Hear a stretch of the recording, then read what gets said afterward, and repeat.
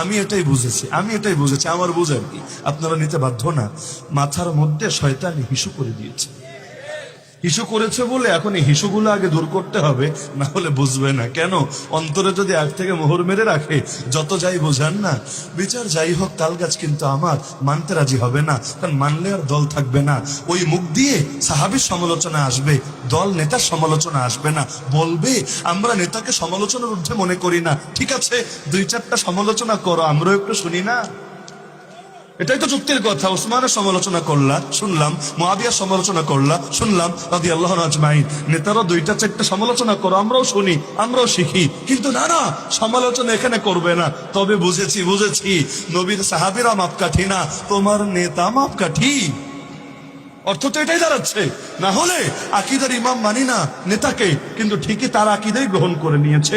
ফিকহের ইমাম মানি না নেতাকে, তো তার ফিকহে মেনে নিয়েছে।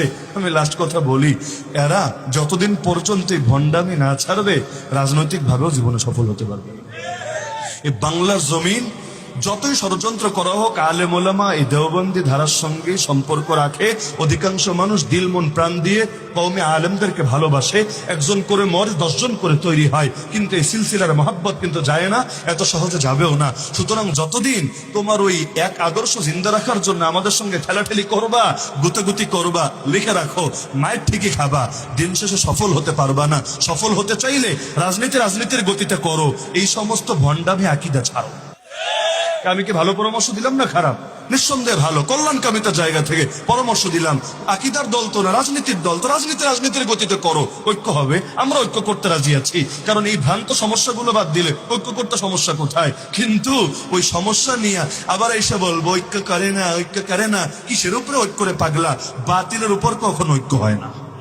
কথা ক্লিয়ার?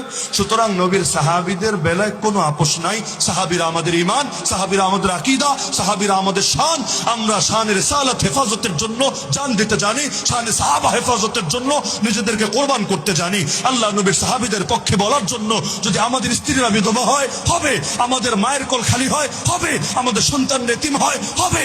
আমার বাপের চোখ থেকে পানি ঝরবে। কিন্তু তাই বলে নবীর সাহাবীদের শানে আমরা কিছুতেই বাতিলের আঘাত আসলে মুখ বন্ধ করে রাখতে পারি না। আল্লাহ নবীর সাহাবীদের শানে বলতেই থাকবো, এর জন্য লড়াই করা লাগলে লড়াই করতেই থাকবো, রক্ত দেওয়া লাগলে সবার আগে রক্ত দিব। তবু সাহাবীদের সমালোচনা কিছুতেই সয়ে নেব না, নিতে পারবো না।